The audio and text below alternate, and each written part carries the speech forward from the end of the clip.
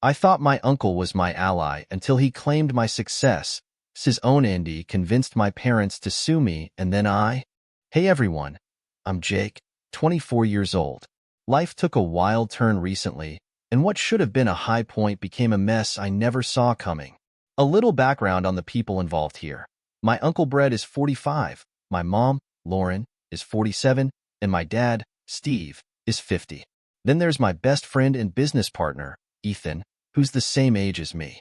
So, a few months ago, I finally started seeing the fruits of years of hard work. Ethan and I co-founded a tech startup right after college. We've spent the last few years hustling, burning the candle at both ends.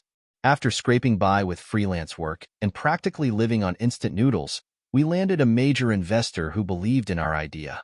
That backing catapulted us from barely making rent to actually having a steady income and a solid foundation for the company. Of course, I wanted to share the news with my family. My parents, especially my mom, were thrilled. They'd seen me struggle, so it felt like a win for them too. But the one person I was most excited to tell was my uncle, Brett. Growing up, Brett was the cool uncle. He never had kids, so he kind of treated me like a son. He was always there with life advice, and while his life wasn't perfect, he'd been through a few failed business ventures and more than one layoff. I respected him. He was one of the few people who seemed to understand how important it was for me to try something risky with my life. Brett was ecstatic when I told him about the funding. He slapped me on the back, grinning ear to ear, saying, "I knew you'd make it big someday." I could see he was genuinely proud, or at least I thought he was. But then he started asking questions about the specifics of our deal, our revenue projections, and how much equity Ethan and I each held. At first, I just thought he was being thorough. He'd always taken an interest in my career, so it didn't seem strange for him to want the details. But then, he started making little comments like, "Man, I always told you to go after what you wanted," or "Remember that time I showed you how to negotiate?" Looks like it paid off. At the time, it just felt like he was hyping himself up, maybe wanting a bit of credit for being a part of my journey. I didn't think much of it. He was my uncle, after all. Things took a strange turn when he posted about my success on Facebook. It was a long post talking about how proud he was of my mentee, Jake, who took my advice to heart and is now running a tech company.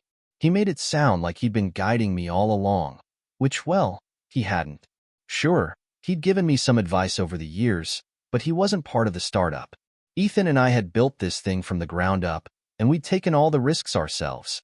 Seeing that post was uncomfortable, but I figured it was harmless.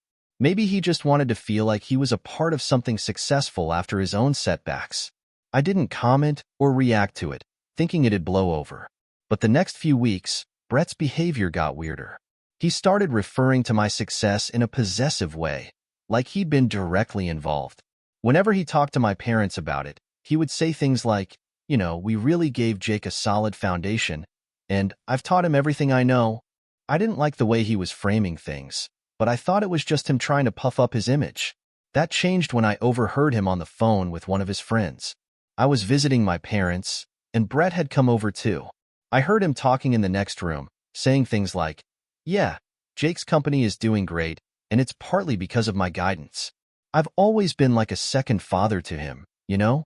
He went on to talk about how we've got some big plans for the future, as if he were a co-founder.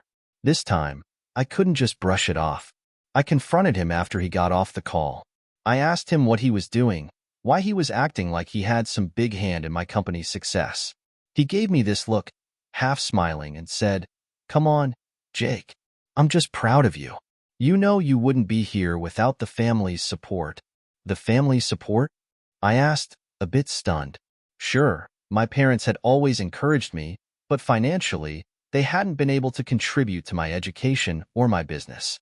And as for Brett, he'd been more of a cheerleader than a coach. I told him straight out, "Look, I appreciate the advice you've given me over the years, but this company, it's mine and Ethan's. We put in the work, not you." His smile faded, and he just nodded, saying, Of course. But remember, Jake, family got you here." That line stuck with me, and I realized he was starting to believe he was owed something. Still, I tried to let it go. I didn't want to start drama with my own uncle, especially when things were finally going well for me. But he didn't stop. In fact, he doubled down. He'd show up at family gatherings, boasting about our company and telling everyone how we were preparing for a major expansion. He even implied he'd invested money in it, which was a flat-out lie. And every time I tried to correct him, he'd get this hurt expression, saying I was being ungrateful. It all came to a head when he took my parents out for dinner without inviting me. I found out later that night, when my mom called to tell me they'd had a great talk with Brett about my company's future. She said they'd been discussing how the family deserved a share, since we've always supported you. I felt like the floor had dropped out from under me. I couldn't believe Brett had somehow convinced my parents that they were entitled to part of my company. I tried to explain to them that while I appreciated their emotional support, I had built this business from scratch, and they hadn't put any money into it. But they wouldn't hear it. My mom got upset, saying Brett had explained everything to them and that I was being selfish and forgetful. That night, I was so furious I couldn't sleep. I couldn't believe my own family was turning against me because of Brett's influence. I tried to talk to my dad the next morning, thinking he might be more reasonable, but he just echoed what my mom had said. Look, Jake, we've always been there for you. Brett helped you a lot too. Don't forget that. It wouldn't hurt to share a little of your success with the family. I was at a loss for words. It was like they'd all forgotten who actually put in the work. At that point, I didn't know what else to say, so I left, barely holding back my frustration. The people I thought I could trust the most seemed to be drifting away, and it felt like I was in this nightmare that was just beginning. After that uncomfortable night, I tried to brush off what had happened. I told myself my parents were just caught up in the excitement, maybe confused by Brett's exaggerated stories. They'd snap out of it. At least, that's what I hoped. But the next time I visited my parents, things got weird fast.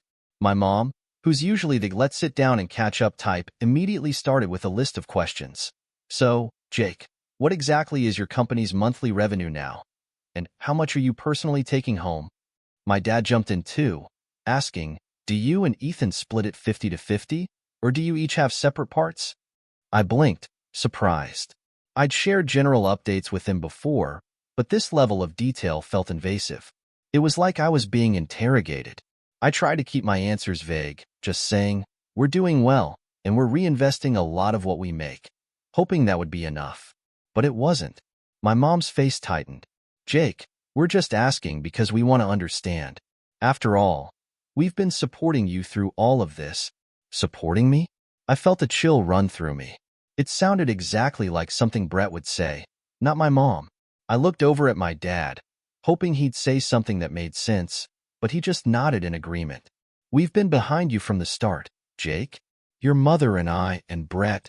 Dad, I know you've always been supportive, and I appreciate it, I replied, trying to keep things calm. But Ethan and I are the ones running this business. We're the ones who built it.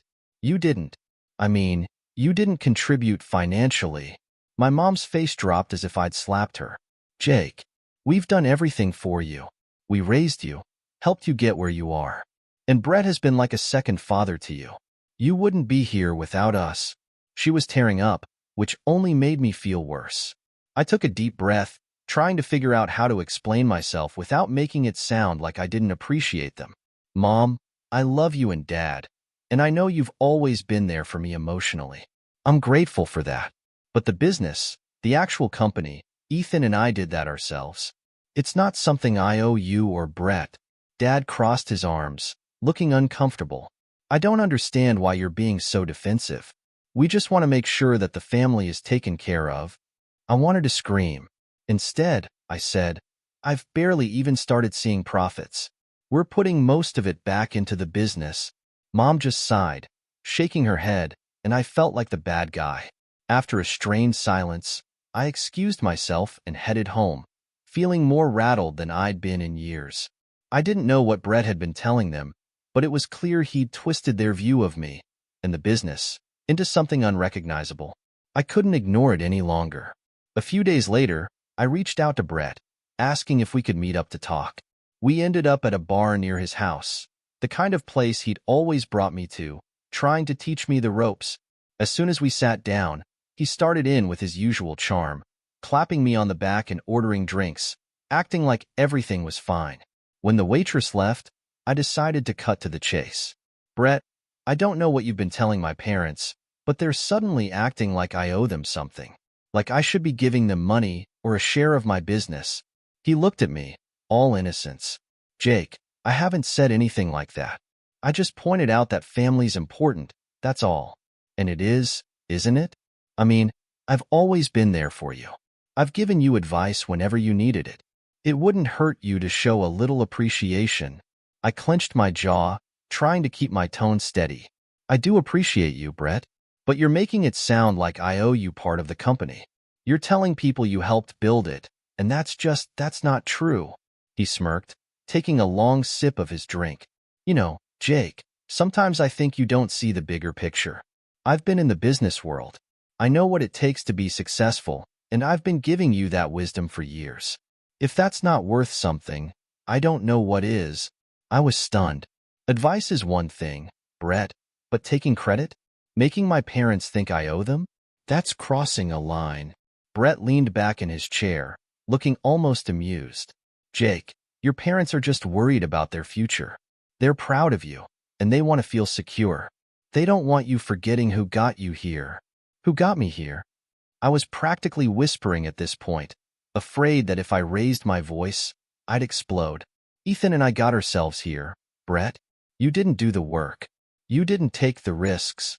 He shrugged, not even fazed. Believe what you want. But remember, family loyalty matters. Don't forget where you came from, or you might find yourself very alone. That sentence stuck with me. I went home feeling sick to my stomach, replaying his words in my mind.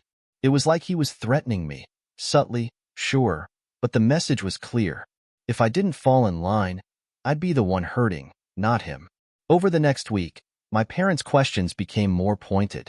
My mom asked if I'd consider putting aside a percentage of my earnings for the family, just as a show of gratitude. She even said, we could call it a family trust. When I tried to explain again that I wasn't in a position to be giving out money, she seemed genuinely offended. Why are you being so selfish, Jake? She said one evening. Your father and I sacrificed so much for you, and you can't even think about us? I couldn't believe what I was hearing. It was as if Brett's words had planted a seed in their minds, growing into this twisted narrative where they were entitled to something I'd built with my own hands. Brett had successfully convinced them that I was ungrateful, and now they were treating me like the bad guy. Every time I tried to reason with them, they just echoed his talking points, as if he'd rehearsed it with them word for word. Feeling cornered, I decided to confront Brett one last time. I couldn't let this go on, so I showed up at his place without warning. When he opened the door, he didn't even look surprised. Jake, he said, leaning against the doorway with a smirk. What brings you here? I want you to stop, I said, trying to keep my voice steady. Stop telling my parents that they deserve a share of my company. Stop acting like you had some big part in my success. This isn't yours, Brett. He laughed, and it was the most condescending sound I'd ever heard. You don't get it, do you? I've been doing you a favor. If I hadn't been there to set the stage, you wouldn't even have the family support you do now. I could feel my face flush. Support? You've turned them against me. He shook his head, clicking his tongue. They're just looking out for what's fair. If you were smart, you'd realize that keeping the family happy is in your best interest. You don't want this to get ugly, Jake. I could barely believe what I was hearing. Are you threatening me, Brett? He smiled, raising his hands in a mock-innocent gesture. I'm just saying that it's a lot easier when you have people on your side. You wouldn't want to lose that, would you? I walked out of his house without another word, but I couldn't shake the feeling that Brett had laid some kind of trap. I didn't know how far he was willing to go, but it was clear he wouldn't stop until he got something out of this. As I drove home, my phone buzzed with a text from my mom. We need to talk about setting up that family trust.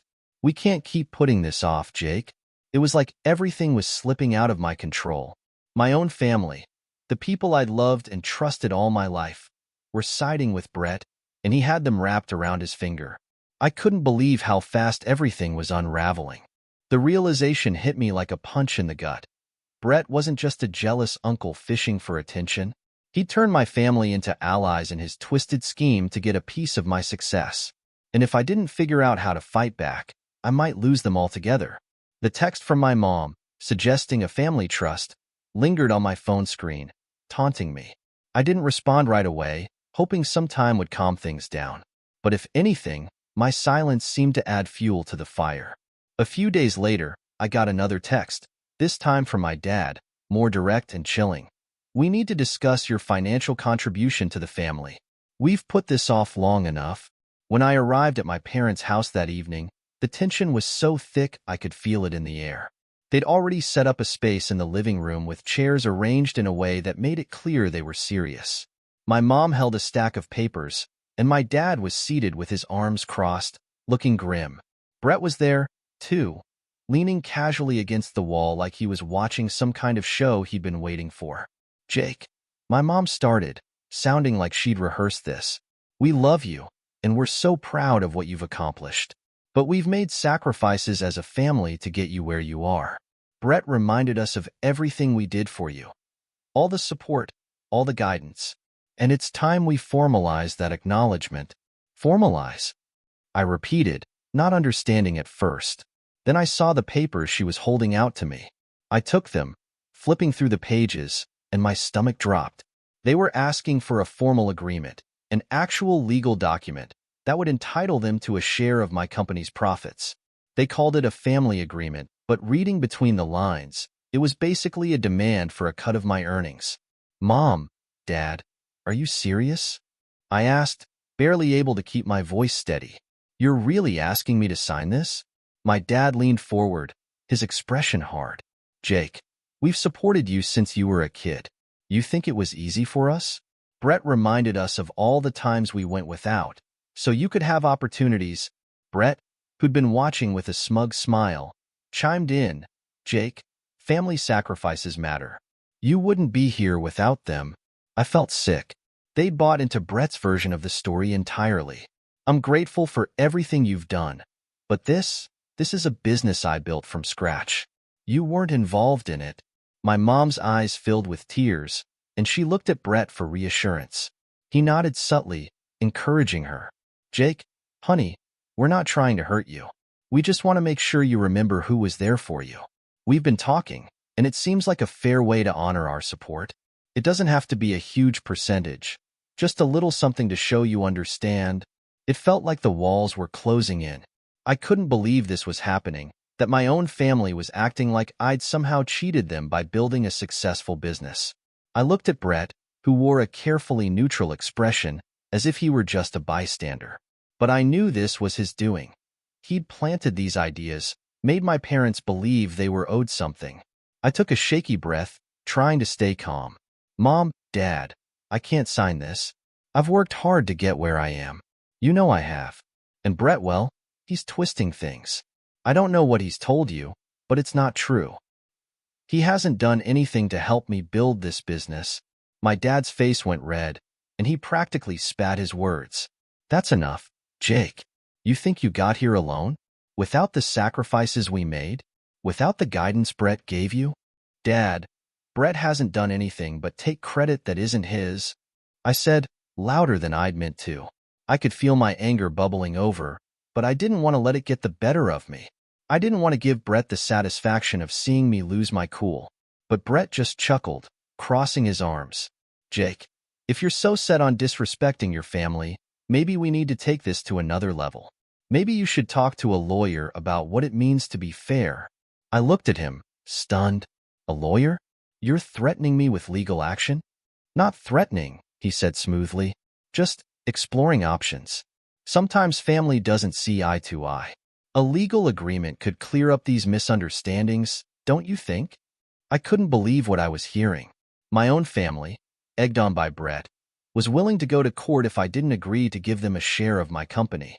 This wasn't about gratitude anymore. It was a full-blown power play. I left without another word, my head spinning. I'd never felt so betrayed, so utterly alone. That night, I tossed and turned, trying to make sense of it. But there was only one thing to do. I had to protect myself. First thing the next morning, I called a lawyer. I'd never thought I'd need one to deal with my own family, but here I was. When I met with my attorney, Laura, I laid everything out for her, from Brett's manipulations to my parents' sudden change in behavior. She listened carefully, nodding as I spoke, then said something that shocked me even more. Jake, this sounds like your uncle has influenced your parents into believing they have a legal right to your business, but they don't. However, if they decide to pursue this in court, it could get ugly. You may need to be prepared to fight. It was a punch to the gut. So, there's nothing I can do to stop them? She gave me a sympathetic look. The best thing you can do is prepare a strong case. You need to document everything, texts, emails, anything that shows the company was built by you and Ethan alone. If they're serious about pursuing legal action, we can fight it. But you should know, once you go down this road, it's hard to come back from it. I left her office with a folder full of legal notes and a sinking feeling in my stomach. My parents weren't bluffing. Brett had planted the idea in their heads, and now they were ready to go to court to get a piece of what I'd built. And it was clear Brett was orchestrating the whole thing from behind the scenes, sitting back and watching as my relationship with my parents unraveled. Days went by, with more strained texts and calls from my mom, insisting that I reconsider the family agreement. It was like she'd turned into a different person, someone who only cared about money, about securing her share. And every time I talked to her, I could hear Brett's words coming out of her mouth. I finally called Ethan, desperate to talk to someone who wasn't caught up in this nightmare. He listened patiently as I spilled the whole story, from Brett's lies to my parents' ultimatum. When I finished, he was silent for a moment, then said, "Jake, this is insane. But honestly, I'm not surprised."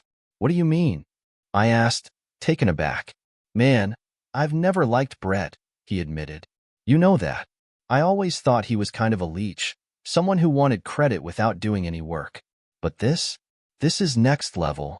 I sighed, feeling a small sense of relief. At least someone understood what I was going through. "I don't know what to do, Ethan. My parents are talking about suing me. They think they're owed something, all because Brett convinced them." Ethan paused, then said, "You need to be careful, Jake. This guy won't stop until he gets what he wants. You might want to think about getting some evidence against him. Just protect yourself." The idea made me feel sick, but he was right. I couldn't keep pretending this would blow over. Brett had crossed a line, and now my parents were so deep in his web, I didn't know if I could ever bring them back. The final straw came a few days later, when my mom called and said, "Jake, if you won't agree to a family trust, we're going to have to involve our lawyer. Brett's been talking to us about options, and he thinks we have a strong case." My stomach twisted, but I tried to keep my voice calm. "Mom, do you hear yourself? You're talking about suing your own son. Over money." She hesitated, and for a moment, I thought I might be able to reach her. But then she said, "We wouldn't have to do this if you just understand. Brett explained it. Family has a right to benefit from each other's success. We've earned that." I couldn't believe it. Brett had convinced my parents that they were entitled to something I'd worked my whole life to build, and now they were willing to go to court over it. I hung up, feeling like I'd been punched in the gut. This wasn't just about money anymore. It was about betrayal, manipulation, and realizing that the people I thought I could trust were willing to turn their backs on me for a payday. My family had become strangers, and I didn't know if I could ever see them the same way again. And as for Brett, I knew one thing for sure. He'd get what he wanted, no matter the cost. It was time for me to protect myself, even if it meant standing against my own family. I never thought it would actually come to this, but here I was, staring down at a stack of legal papers my parents had served me. My own family had officially taken me to court, suing me for what they claimed was their share of my company. Their argument? That they'd financially supported my early education and career, and that they deserved compensation now that I'd made it big. All of this was Brett's doing. He'd convinced them that they'd been cheated, that I owed them, and now they were ready to fight their own son in court. As I read through the complaint, my heart sank. The wording was cold, formal, detailing how family contributions had paved the way for my success, how emotional and financial sacrifices had justified their claim. My own parents' names were signed at the bottom, but I knew whose hand had guided the pin. Brett wasted no time adding fuel to the fire. Over the next week, he went on a social media spree, dropping posts about family loyalty, and how he'd been instrumental in mentoring a young entrepreneur.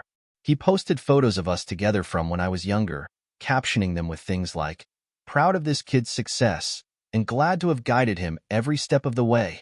It was infuriating. Not only was he trying to claim credit, but he was twisting the narrative, making it look like he'd been the brains behind my journey. Friends, colleagues, even distant relatives started reaching out to me, asking what was going on. Brett's posts were getting traction, and it was only a matter of time before people believed his version of the story. I couldn't just stand by and let him rewrite my life. I needed a way to prove that Brett was lying, that my success was my own, and I needed evidence that he'd manipulated my parents to turn them against me. That's when Ethan stepped in. He was furious on my behalf, more so than I'd ever seen him. "Jake, this guy's been lying to everyone. He's twisting everything to make himself look good, and now he's dragging your family into it. We're not letting him get away with this." Ethan suggested we dig into Brett's history. He'd always been private about his finances, never admitting when things were bad, but we knew he'd had his fair share of failed ventures. We started researching, pulling up any public records, old articles, and social media posts we could find. Ethan even reached out to a few of Brett's former business partners, hoping someone could give us a lead. After a few days, we hit gold. One of Brett's old business partners, a guy named Neil, agreed to talk.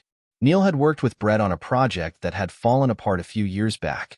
He told us Brett had borrowed money from him, promising him a return once they hit it big, only to ghost him when the business tanked. Apparently, Brett had a history of latching onto people with potential, hoping to ride their success, and when things went south, he'd cut and run. Neil mentioned something else that caught our attention. Brett had been borrowing money from friends and family for years, barely making ends meet. It was a pattern. He'd prop up his image of success, take advantage of anyone who believed in him, and move on. Hearing all this was both a relief and a punch to the gut. I wasn't the only one he'd manipulated, and it was clear he'd seen my success as his ticket out of his own mess. But we needed more than just Neil's word. If I was going to defend myself in court, I had to show how deep Brett's deception ran. Ethan suggested we dig into Brett's recent communications with my parents. I didn't like the idea of prying into my parents' private messages, but at this point, I had no choice. With Neil's account as backup, Ethan and I decided to approach my dad. I wanted to show him the truth, to make him see Brett for what he really was. My dad agreed to meet me for coffee, though I could tell he was wary. I brought the evidence we'd gathered, including Neil's statement and proof of Brett's failed ventures, hoping it might make him question everything. Sitting across from him, I laid out the story. I explained how Brett had manipulated people before, how he'd taken credit for others' work, and how he was doing the same thing to me. "Dad, I know you've always believed in family," I said, barely keeping my voice steady. "But Brett's using you.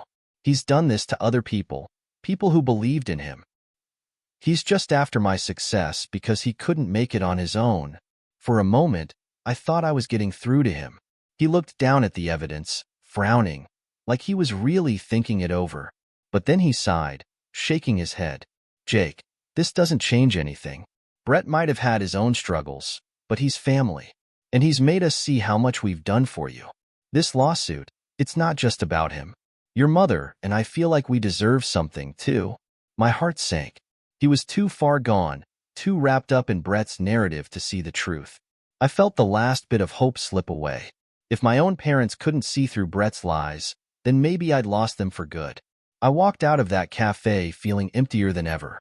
Brett's grip on my parents was stronger than I'd thought, and now, with the lawsuit moving forward, I had no choice but to go to war against my own family.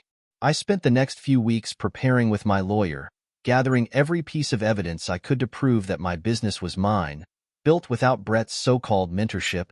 Ethan was my rock during that time, constantly reminding me why I had to fight, even when every part of me wanted to give up. As the court date approached, Brett's social media posts became even more unhinged. He posted about family betrayal, dropping vague statements about family members who forget their roots, and even shared old photos of us, with captions hinting that he'd been my partner all along. It was twisted, and people were starting to buy it.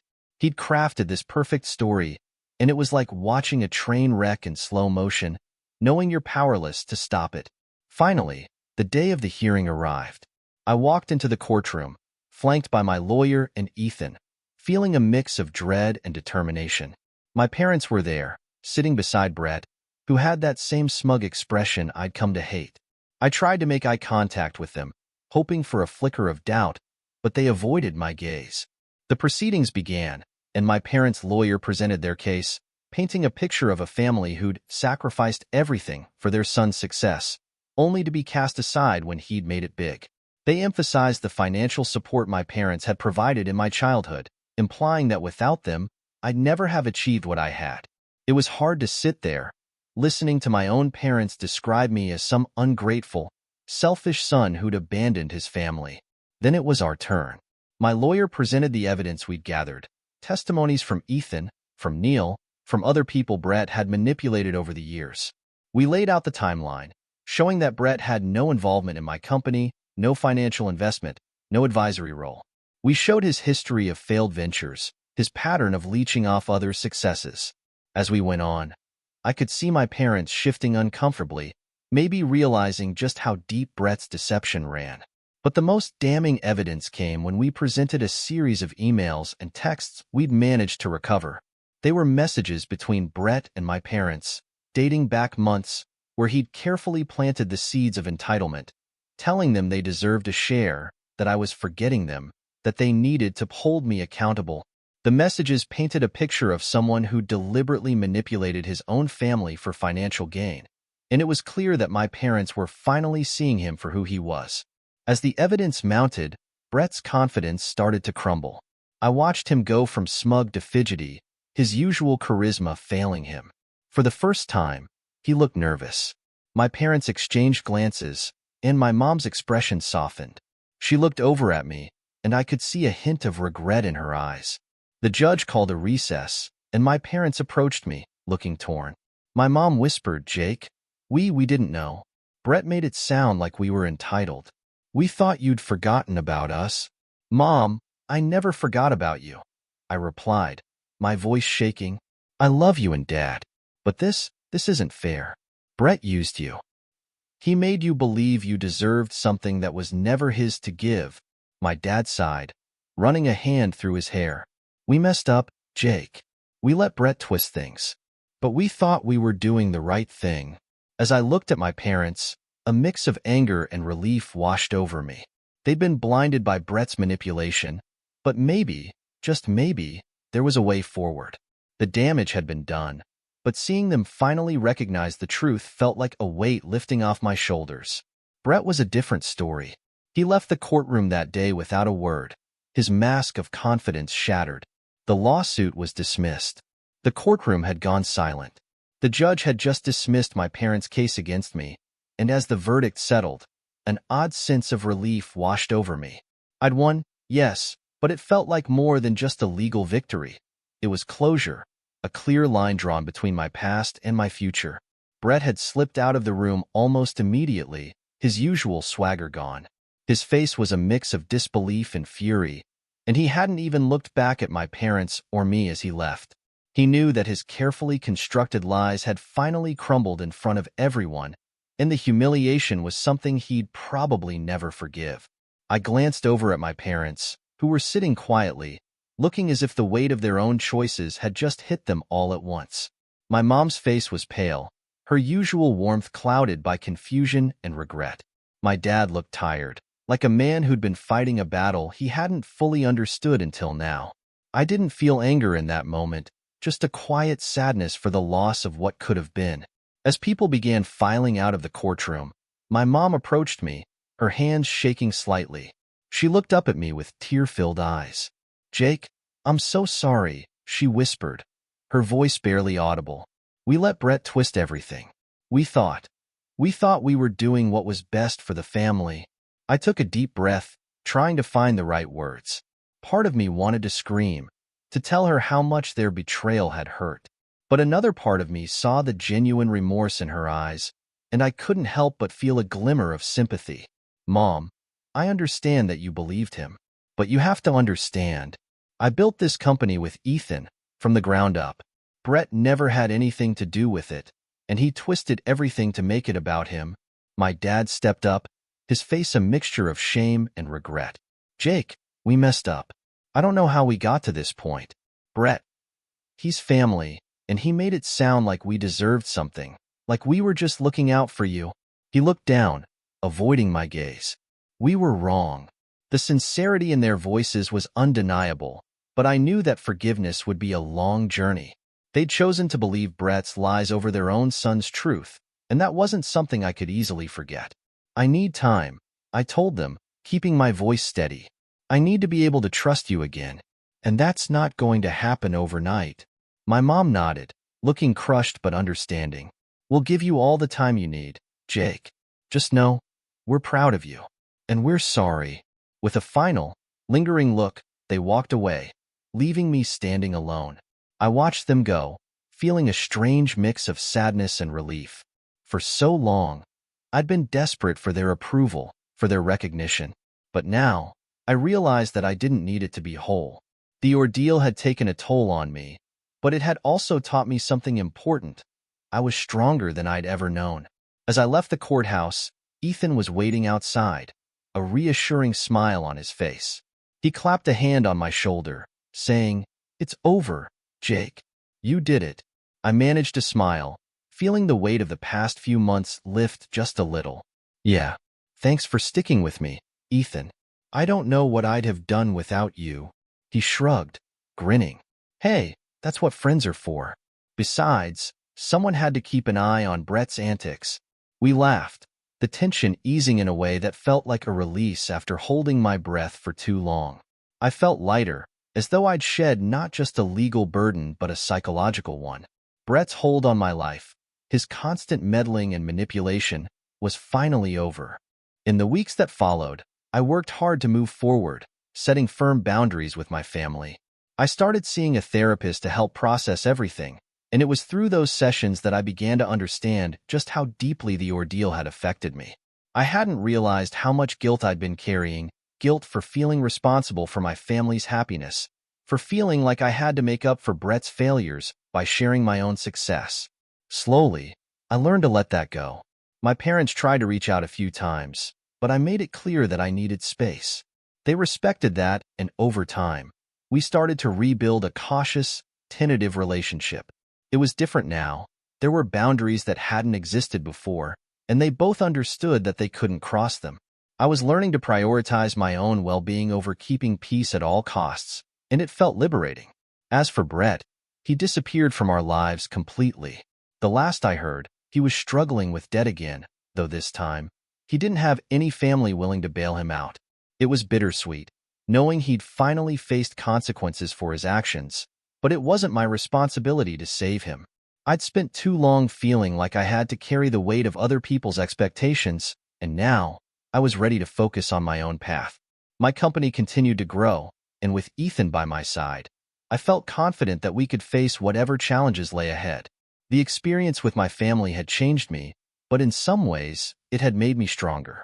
I'd learned the hard way that not everyone would understand or appreciate my success, and that sometimes, even the people you trust most can turn against you. But I also knew now that I could survive it. Moving forward, I kept a close circle, surrounding myself with people who genuinely cared about me and supported my vision. I no longer needed anyone's validation. I'd found it within myself. The scars from my family's betrayal would always be there, but they were a reminder of how far I'd come, of the battles I'd fought to protect what I'd built. And for the first time in a long time, I felt at peace.